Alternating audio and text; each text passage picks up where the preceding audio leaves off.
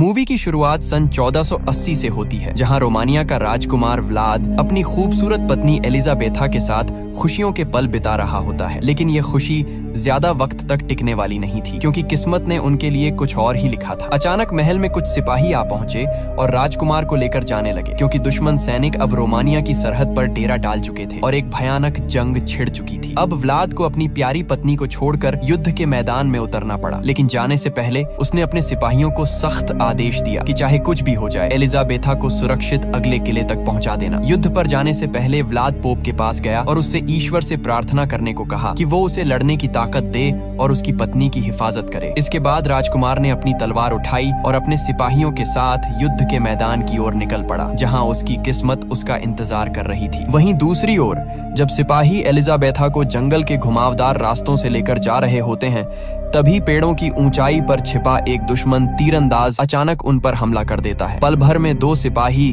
जमीन पर गिर पड़ते हैं। तीर उनके सीने चीर चुका होता है। बाकी सिपाही तलवारें निकालते हैं और दुश्मनों पर टूट पड़ते हैं। चारों तरफ सिर्फ चीखें, घोड़ों की हिनहिनाहट और तलवारों की टकराहट गूंज रही थी। इसी अफरा तफरी में एलिजाबेथा अपने घोड़े को पूरी ताकत से दौड़ाती है और जंगल की ओर निकल पड़ती है। वहीं दूसरी ओर युद्ध के मैदान में व्लाद दुश्मनों पर हमला करने का ऐलान करता है। उसके सिपाही जमीन पर तेल फैलाकर उसमें आग लगा देते हैं और कुछ ही पलों में आग की एक विशाल दीवार खड़ी हो जाती है, जिसे देखकर दुश्मन भी कांप उठते हैं। अब दोनों सेनाएं टकरा जाती हैं। व्लाद की तलवार हवा को चीरती हुई दुश्मनों के सिरों को झुका देती है। खून और आग का संग्राम पूरे मैदान में फैल चुका था। लेकिन तभी एक घायल सिपाही लड़खड़ाते हुए व्लाद के पास आता है और कांपती आवाज में कहता है, महाराज, एलिजाबेथा पर हमला हुआ है। ये सुनते ही व्लाद के चेहरे का रंग उड़ जाता है। वो बिना एक पल गंवाए घोड़े पर सवार होता है और जंगल की तरफ निकल पड़ता है। उधर एलिजाबेथा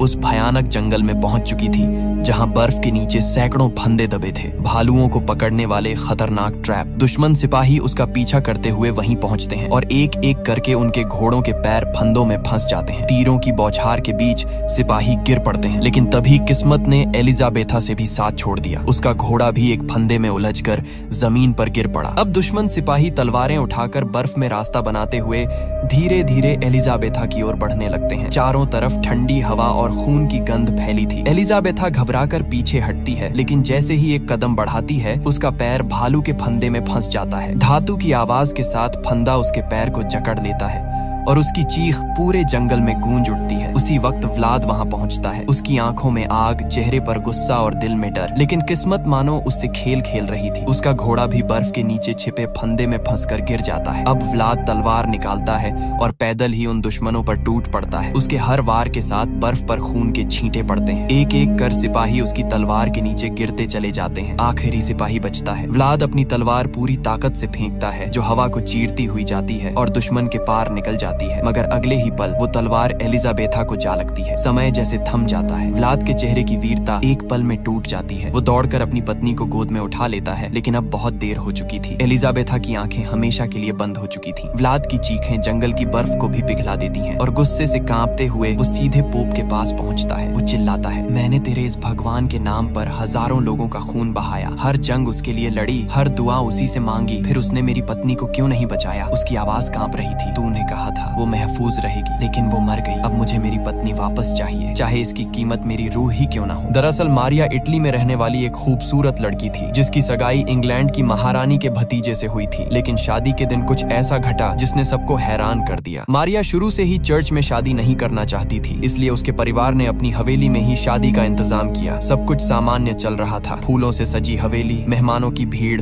और खुशियों का माहौल। लेकिन तभी प्रिंस ने बिना किसी को बताए एक बिशप को बुला लिया, ताकि शादी को ईश्वर का आशीर्वाद मिल सके। जैसे ही बिशप अंदर आता है और मारिया की ओर देखता है, तभी मारिया की आंखें अचानक लाल पड़ने लगती हैं। उसका शरीर कांपने लगता है और वो अजीब आवाजों में कुछ बड़बड़ाने लगती है। सब लोग डर के मारे पीछे हट जाते हैं। बिशप घबराकर उसके पास जाने की कोशिश करता है, लेकिन तभी मारिया के अंदर से एक भयानक गुर्राने की आवाज निकलती है और वो बिशप पर झपट पड़ती है। वो इतनी ताकतवर हो जाती है कि 4 आदमी मिलकर भी उसे रोक नहीं पाते। बिशप जमीन पर गिर जाता है और उसकी गर्दन पर गहरे निशान पड़ जाते हैं। इसी दौरान कमरे की सारी मोमबत्तियां अपने आप बुझ जाती हैं और माहौल में ठंडी हवा फैल जाती है। ऐसा लग रहा था जैसे किसी अंधेरे साए ने उस हवेली को अपनी गिरफ्त में ले लिया हो। अब डॉक्टर पादरी को बताता है कि उस दिन के बाद से मारिया अजीब बातें करने लगी। कभी वो किसी और आवाज में बोलती, कभी दीवारों पर कुछ लिखने लगती, और जब भी कोई प्रार्थना करता वो चीखने लगती थी। इसलिए मजबूर होकर उसे इस तहखाने में कैद कर दिया गया, क्योंकि अब वो एक इंसान नहीं रही थी। इसके बाद डॉक्टर पादरी को बताता है कि मारिया का जन्म साल 1739 में हुआ था, मतलब उसकी उम्र 130 साल से भी ज्यादा है। ये सुनते ही सबके चेहरों का रंग उड़ जाता है। अब शक यकीन में बदल चुका था। क्या मारिया कोई इंसान नहीं बल्कि खुद शैतान है? तभी अचानक मारिया की आंखें खुल जाती हैं। कमरे में सन्नाटा छा जाता है और पादरी धीरे धीरे उसकी तरफ बढ़ता है। वह देखता है मारिया के दांत नुकीले हैं, बिल्कुल किसी जानवर की तरह। यह देखकर पादरी दहशत में कहता है, यह तो वैम्पायर है। पादरी जानता था कि वैम्पायर सूरज की रोशनी बर्दाश्त नहीं कर सकते। वह तुरंत खिड़की खोल देता है। धूप की पहली किरण जैसे ही मारिया के शरीर पर पड़ती है,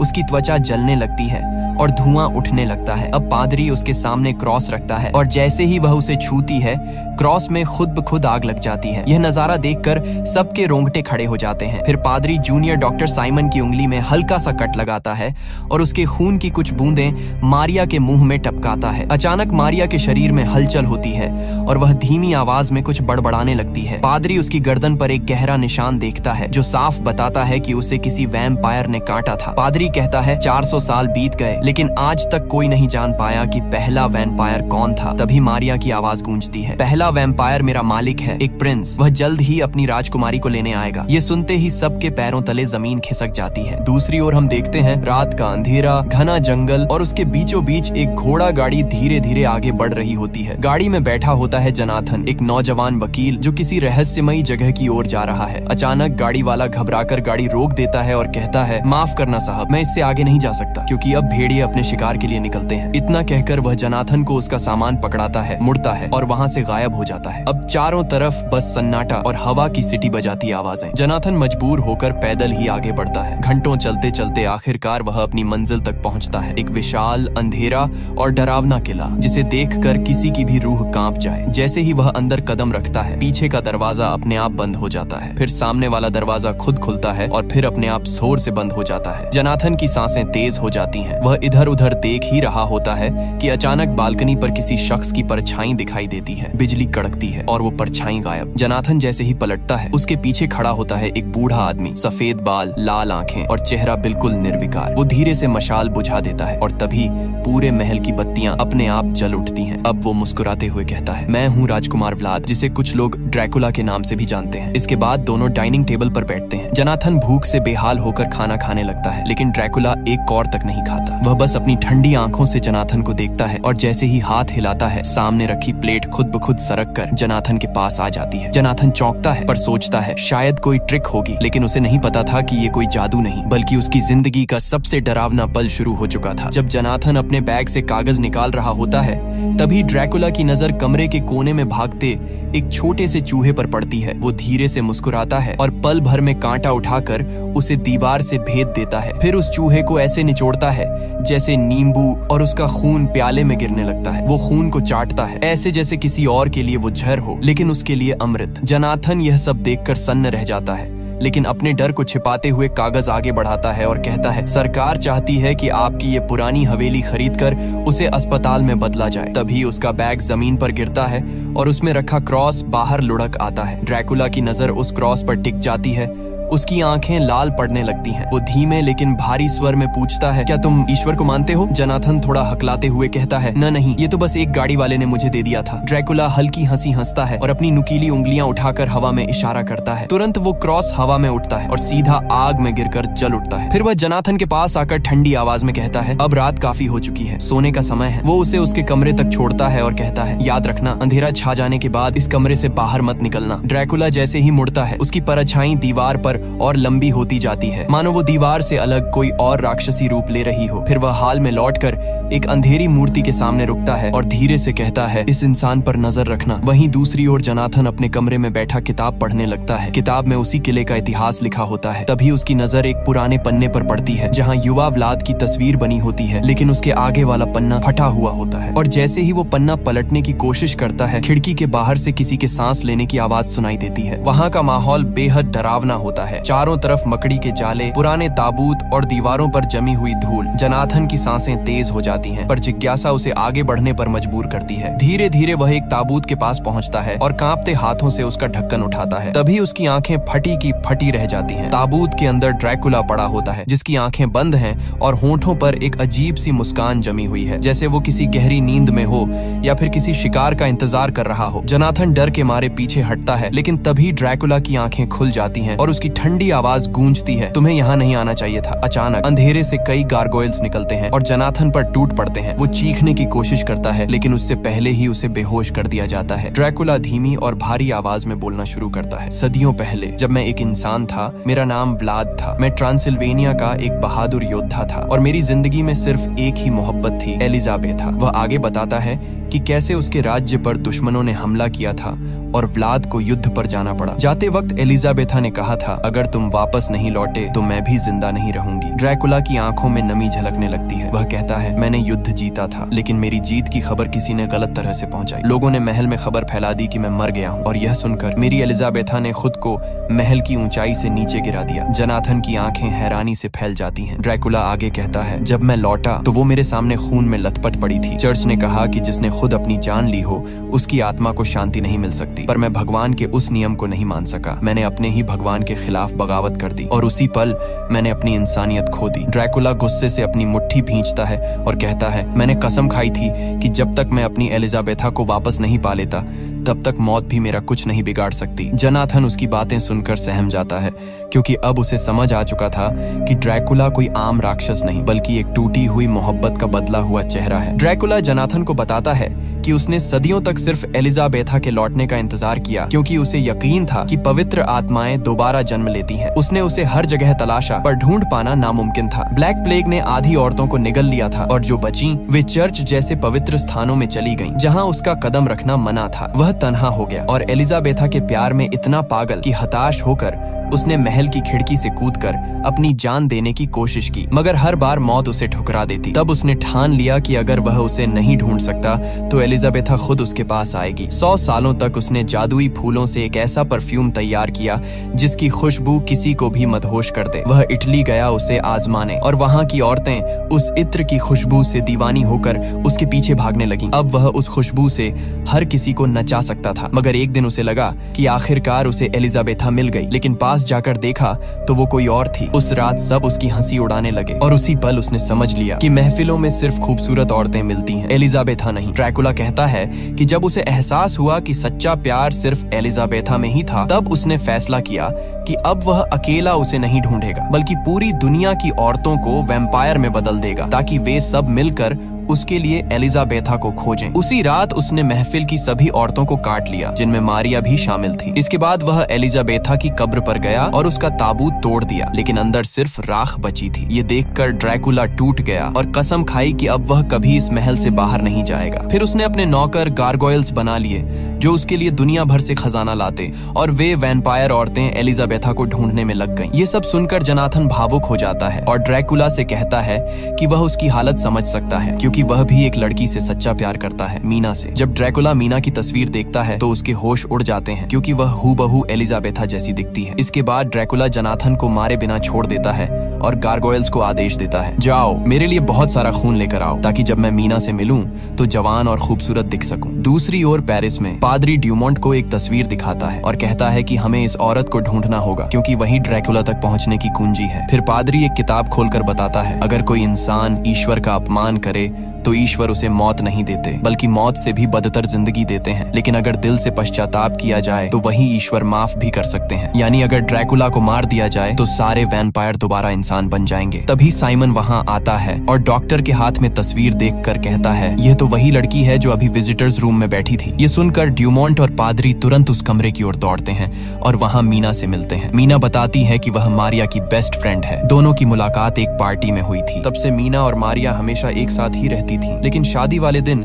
जब मारिया ने बिशप को देखा तो वह अचानक अजीब तरह से पागल सी हो गई थी। मीना बताती है कि कई बार उसे लगता था जैसे मारिया इस सदी की नहीं है, उसके अंदर कुछ रहस्यमय और परालौकिक बात जरूर थी। वहीं दूसरी ओर ड्रैकुला अब एक भिखारी का भेष बनाकर मठ में पहुंचता है। एक नन उसे पहचानती नहीं और दया दिखाते हुए मठ के अंदर लेकर आती है, लेकिन जैसे ही ड्रैकुला अंदर कदम रखता है वह अचानक अपना भेष उतार देता है। उसके चेहरे पर वही पुरानी खौफनाक शाही चमक लौट आती है। वह अपनी जेब से वो जादुई परफ्यूम निकालता है जिसे उसने सदियों पहले तैयार किया था और उसे यीशु की मूर्ति पर छिड़क देता है। कुछ ही पलों में उस इत्र की खुशबू पूरे मठ में फैल जाती है। उस खुशबू में कुछ ऐसा जादू था कि सभी नन एक एक करके मदहोश होकर ड्रैकुला की तरफ खींची चली जाती हैं, जैसे कोई अदृश्य ताकत उन्हें बुला रही हो। सबकी आंखों में नशा था और वे एक एक करके ड्रैकुला के पैरों में गिरने लगती हैं, जबकि ड्रैकुला एक खौफनाक मुस्कान के साथ उन पर नजर डालता है। ननें उसके करीब आने के लिए पागलों की तरह तड़प रही थीं। जैसे ही वे ड्रैकुला के चारों ओर गिरीं, वह एक शैतानी मुस्कान के साथ उन पर टूट पड़ा। उसकी आंखें लाल अंगारों की तरह जलने लगीं और अगले ही पल उसने उनकी गर्दनों में अपने नुकीले दांत गड़ा दिए। पूरे मठ में चीखों की गूंज भर जाती है, लेकिन कोई भी उसे रोक नहीं पाता। कुछ ही पलों में पूरा मठ खून के सन्नाटे में बदल जाता है। वहीं दूसरी ओर किले में जनाथन अकेला पड़ा हुआ था। ये मौका देखकर वह पूरी ताकत लगाकर अपनी जंजीरें तोड़ देता है। जंजीरें टूटते ही वह सावधानी से अपने पैरों को जमीन पर टिकाता है और महल से बाहर निकलने के लिए चुपचाप तहखाने की ओर बढ़ता है। लेकिन तभी ऊपरी खिड़की से एक गारगोयल उसे देख लेता है। वह तुरंत जोर से गुर्राता है और अपने साथियों को बुला लेता है। जैसे ही जनाथन खिड़की की तरफ बढ़ता है, गारगोयल एक कुल्हाड़ी से उस कपड़े को काट देता है, जिससे जनाथन दीवार पर लटक जाता है। अब जनाथन दीवार से झूलता हुआ नीचे गिरता है और लुढ़कते हुए बर्फ से ढकी झील पर जा गिरता है। गारगोयल्स ऊपर से कूदकर उसकी ओर बढ़ते हैं। उनके पंजे बर्फ पर रगड़ खा रहे थे, लेकिन तभी एक गारगोयल बर्फ टूटने से झील में समा जाता है। यह देखकर बाकी पीछे हट जाते हैं। जनाथन ठंडी सांसों के बीच धीरे धीरे झील की सतह पर रेंगता हुआ आगे बढ़ता है। ठंड उसकी हड्डियों में उतर रही थी, लेकिन उसके कदमों में हिम्मत अब भी बाकी थी। इसके बाद हमें ड्रैकुला को दिखाया जाता है, जो अब पहले से कहीं ज्यादा जवान और ताकतवर नजर आ रहा था। उसका चेहरा चमक रहा था, जैसे सदियों की थकान अचानक मिट गई हो। अब वह साइमन के क्लिनिक पहुंचता है और वहां आते ही अपने जादुई परफ्यूम की खुशबू से पूरे कमरे का माहौल बदल देता है। कुछ ही पलों में साइमन की आंखें सुन्न पड़ जाती हैं और वह ड्रैकुला के वश में आ जाता है। ड्रैकुला शांत आवाज में उससे कहता है, मुझे उसके पास ले चलो। साइमन बिना कुछ सोचे समझे उसे मारिया के कमरे में ले जाता है। जैसे ही मारिया ड्रैकुला को देखती है, उसके चेहरे पर एक पागलपन भरी खुशी फैल जाती है। वह हांफती हुई आवाज में कहती है, मैंने एलिजाबेथा को ढूंढ लिया है। यह सुनते ही ड्रैकुला के होठों पर एक खतरनाक मुस्कान उभरती है। वह इनाम के तौर पर साइमन को उसके सामने रख देता है और कहता है, यह इनाम तुम्हारे लिए है, उसका खून पी लो। मारिया झपटकर साइमन की गर्दन पर दांत गड़ा देती है। कमरे में सन्नाटा छा जाता है। वहीं दूसरी ओर पादरी अपनी पुरानी किताबों में रिसर्च कर रहा होता है। अचानक उसे एक सदियों पुरानी तस्वीर मिलती है और तस्वीर देखकर उसका चेहरा पीला पड़ जाता है। तभी एक आदमी अंदर आता है और कहता है, डॉक्टर ने आपको बुलाया है। अब पादरी डूमो के पास पहुंचता है। डूमो घबराई आवाज में बताता है, मारिया गायब हो चुकी है और साइमन अब इंसान नहीं रहा। पादरी उसकी गर्दन पर बने दांतों के निशान देखता है और महसूस करता है कि उसकी त्वचा पर वही परफ्यूम की खुशबू फैली हुई है जो उसने कभी ड्रैकुला के बारे में पढ़ी थी। अब जैसे ही डूमो उस रहस्यमयी शख्स का हुलिया बताता है, पादरी की आंखें चौड़ी हो जाती हैं। वह कांपती आवाज में कहता है, हे भगवान, वो यहाँ है और अब मीना खतरे में है। इसके बाद हमें मीना को दिखाया जाता है, जो बहुत बेचैन और उलझन में दिखाई दे रही थी। तभी अचानक दरवाजे की घंटी बजती है। मीना दरवाजा खोलती है तो सामने मारिया खड़ी होती है, बिल्कुल स्वस्थ, जवान और पहले जैसी खूबसूरत। मीना हैरान होकर पूछती है, तुम तो बीमार थी ना? मारिया मुस्कुराते हुए जवाब देती है कि डॉक्टर ड्यूमोंट ने उसे अब घर जाने की इजाजत दे दी है। फिर वो मीना को बताती है कि उसका एक बहुत खास दोस्त है जो उससे मिलने के लिए बेसब्री से इंतजार कर रहा है। मारिया मीना से कहती है कि वो अच्छे कपड़े पहन ले, क्योंकि वो दोनों बाहर जा रही हैं। कुछ देर बाद दोनों एक शानदार होटल पहुंचती हैं, जहां ड्रैकुला पहले से ही उनका इंतजार कर रहा होता है। जैसे ही ड्रैकुला की नजर मीना पर पड़ती है, उसकी आंखें ठहर जाती हैं। ऐसा लगता है जैसे उसने अपनी खोई हुई मोहब्बत एलिजाबेथा को फिर से पा लिया हो। मारिया मुस्कुराकर मीना की मुलाकात ड्रैकुला से करवाती है। ड्रैकुला उसकी तारीफों में डूब जाता है। तुम्हारी आंखें जैसे सदियों पुरानी किसी याद का आईना हो। वो उसका हाथ थामकर चूम लेता है। मीना के जहन में अचानक अजीब अजीब विजन आने लगते हैं, जैसे उसने ड्रैकुला को पहले भी कहीं देखा हो, बहुत पहले। वो घबरा जाती है और तुरंत बाहर जाने का बहाना बना लेती है, लेकिन ड्रैकुला भी उसके पीछे मेले तक पहुंच जाता है। वहां मीना एक हॉन्टेड हाउस में जाती है, जहाँ अचानक एक नकली कंकाल गिरने से डर जाती है। ड्रैकुला तुरंत उसे बाहर खींच लाता है। बाहर निकलकर मीना गन शूटिंग गेम खेलने लगती है। तभी ड्रैकुला पीछे से आकर उसके हाथों को थाम लेता है और निशाना लगाना सिखाने लगता है। उस पल मीना को फिर वही पुराने विजन दिखाई देने लगते हैं, जैसे किसी और जिंदगी की यादें हों। कुछ देर बाद दोनों होटल लौटते हैं। वहाँ ड्रैकुला मीना को एक छोटा सा म्यूजिक बॉक्स दिखाता है, वही जो उसने सदियों पहले अपनी पत्नी एलिजाबेथा को दिया था। उसकी आंखों में अब भी वही अधूरी मोहब्बत झलक रही थी। उस म्यूजिक बॉक्स से एक पुरानी रहस्यमयी धुन बजने लगती है। मीना उस धुन को ध्यान से सुनती है और अचानक उसके चेहरे का रंग बदल जाता है। उसे ये धुन कहीं न कहीं से जानी पहचानी लगती है, जैसे वो इसे पहले भी सुन चुकी हो, शायद किसी और जिंदगी में। धीरे धीरे उसके जहन में कुछ धुंधली तस्वीरें उभरने लगती हैं। एक पुराने महल की, एक खिड़की के पास खड़ी औरत की और एक आदमी की जो ठीक ड्रैकुला जैसा दिखता है। मीना घबरा जाती है और गुस्से में ड्रैकुला पर चिल्ला पड़ती है, तुम मुझ पर कोई जादू टोना कर रहे हो, मेरे दिमाग के साथ खेल रहे हो। ड्रैकुला उसकी आंखों में देखते हुए धीरे से कहता है, नहीं मीना, मैं सिर्फ वो सच बता रहा हूँ जिसे तुम खुद भूल चुकी हो। एलिजाबेथा वो मेरी पत्नी थी और मुझे पूरा यकीन है कि तुम वही हो, उसका दूसरा जन्म। मीना हैरान और गुस्से में जवाब देती है, मैं मीना हूँ, एलिजाबेथा नहीं। ड्रैकुला बस हल्का सा मुस्कुराता है, मानो वो जानता हो कि सच क्या है। फिर वो म्यूजिक बॉक्स उसकी ओर बढ़ाता है और कहता है, इसे अपने पास रखो, शायद किसी दिन ये तुम्हें सब कुछ याद दिला दे। इसके बाद वो मीना को उसके घर तक छोड़ने आता है। रात ठंडी थी, लेकिन मीना के मन में अजीब बेचैनी थी। जैसे ही वो घर के अंदर जाती है, वहाँ पादरी और डॉक्टर ड्यूमोंट मौजूद होते हैं, जो घायल जोनाथन का इलाज कर रहे होते हैं। मीना कुछ समझ ही नहीं पाती कि ये सब क्या हो रहा है। तभी पादरी उसकी ओर देखकर कहता है, मीना, तुम्हें उस शख्स से दूर रहना होगा। वो इंसान नहीं है, वो एक वैम्पायर है। वो लोगों का खून पीता है और उन्हें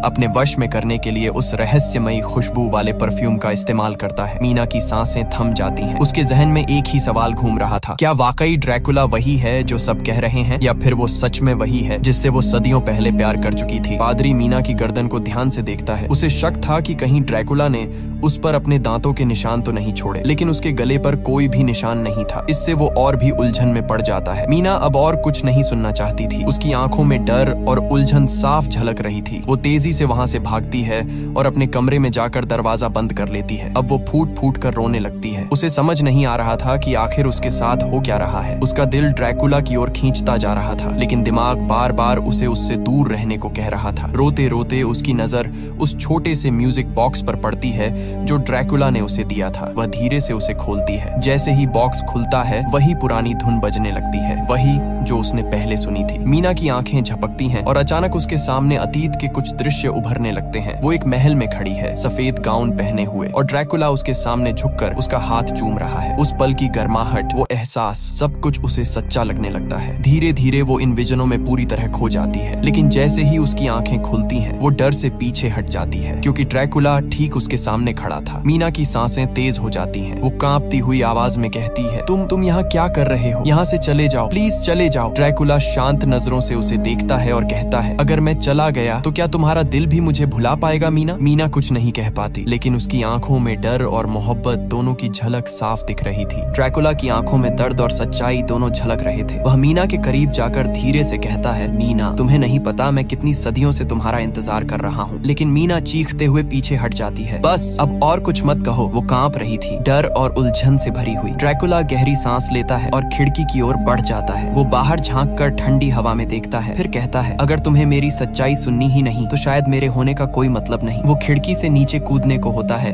कि मीना घबरा कर चिल्लाती है, रुको, क्या तुम खुदकुशी करने वाले हो? ड्रैकुला मुड़कर उसकी तरफ देखता है और कहता है, मैं मौत से कब का गुजर चुका हूँ मीना, अब सिर्फ तुम्हारे बिना जीना ही असंभव है। वो आगे बढ़ता है और अपने हाथ में पकड़ी इत्र की शीशी दिखाता है। तुम सोचती हो मैंने तुम्हें वश में किया? मैंने कभी भी इस परफ्यूम का इस्तेमाल तुम पर नहीं किया। इतना कहकर वो उस शीशी को आग में फेंक देता है। मीना की आंखों से आंसू बहने लगते हैं। वो कांपती आवाज में कहती है, लेकिन तुम इंसानों का खून तो पीते हो। ड्रैकुला धीरे से सिर झुकाता है, हाँ मीना, मैं खून पीता हूँ, क्योंकि अब मैं इंसान नहीं रहा। मैं एक श्रापित आत्मा हूँ, एक वैम्पायर, लेकिन तुम्हारा खून कभी नहीं पीऊंगा, कसम है मुझे। तभी मीना की नाक से थोड़ा खून टपकने लगता है। ड्रैकुला अनजाने में उसे अपनी उंगली से पोंछता है और जैसे ही उसका खून उसकी जीभ को छूता है, वो एक पल के लिए रुक जाता है। उसकी आंखों में एक पुराना दर्द चमकता है। अब वह मीना का हाथ पकड़कर धीरे से कहता है, तुम्हारा खून, तुम्हारी खुशबू, सब कुछ वैसा ही है जैसे सदियों पहले था। तुम ही मेरी एलिजाबेथा हो। मीना की सांसें थम सी जाती हैं। उसे फिर वही पुराने पल दिखने लगते हैं। वो महल, वो गाउन, वो प्यार भरी नजरों से उसे देखता ड्रैकुला, और तभी उसे सब कुछ याद आ जाता है। उसकी आंखों से आंसू बह निकलते हैं। वो कांपती आवाज में कहती है, हाँ अब मुझे सब याद आ गया। मैं ही एलिजाबेथा हूँ और तुम मेरे औलाद हो। ड्रैकुला की आंखों में चमक न्यूयॉर्क लौट आती है। दोनों एक दूसरे के पास आते हैं और फिर सदियों से अधूरा उनका प्यार आखिरकार पूरा हो जाता है। वो एक दूसरे के आलिंगन में खो जाते हैं, जहाँ वक्त, मौत और श्राप सब मानो ठहर जाते हैं। पादरी अपनी राइफल उठाकर पीछे हटता है, लेकिन मारिया अब पूरी तरह वैम्पायर बन चुकी थी। उसकी आंखें लाल चमक रही थीं और उसके दांत बाहर निकले हुए थे। वह पादरी की गर्दन पकड़कर दीवार से पटक देती है। तभी पीछे से जत्थन लोहे की छड़ उठाकर उसके ऊपर वार कर देता है। छड़ उसकी पीठ के आर पार निकल जाती है, पर फिर भी वो रुकती नहीं। वह जोर से चिल्लाती है, तुम सब इंसान हो, लेकिन प्यार के असली मायने कभी नहीं समझोगे। अब वो हेनरी की तरफ मुड़ती है, जो जमीन पर पड़ा कराह रहा था। पादरी जल्दी से क्रूस उठाकर उसके सामने लहराता है। जैसे ही क्रूस की रोशनी उस पर पड़ती है, मारिया दर्द से चिल्लाने लगती है। उसकी त्वचा जलने लगती है और वो पीछे हटती है। तभी पादरी मौका देखकर अपने जैकेट से पवित्र पानी की शीशी निकालता है और उसके ऊपर फेंक देता है। पानी के पड़ते ही उसके चेहरे से धुआं निकलने लगता है। वो तड़पती हुई चीखती है और कहती है, ड्रैकुला मुझे बचाओ, लेकिन अब कोई जवाब नहीं आता। धीरे धीरे उसका शरीर राख में बदलने लगता है और हवा में उड़ जाता है। सब लोग एक पल के लिए चुप हो जाते हैं। हेनरी जमीन पर पड़ा कराहता है। पादरी उसकी मदद करने के लिए झुकता है। तभी जत्थन कहता है, अब देर नहीं करनी चाहिए, मीना खतरे में है और वो अब शायद इंसान नहीं रही। पादरी सिर हिलाकर कहता है, हाँ, अब हमें ड्रैकुला के किले में ही जाना होगा। वहीं यह सब खत्म होगा, या तो ड्रैकुला मरेगा या हम। इसके बाद तीनों हथियार लेकर रात के अंधेरे में निकल पड़ते हैं, सीधे उस किले की ओर जहाँ सदियों पुरानी बुराई उनका इंतजार कर रही थी। गोले किले की दीवारों से टकराते हैं और धमाके के साथ इधर उधर उड़ते हैं, लेकिन ड्रैकुला और मीना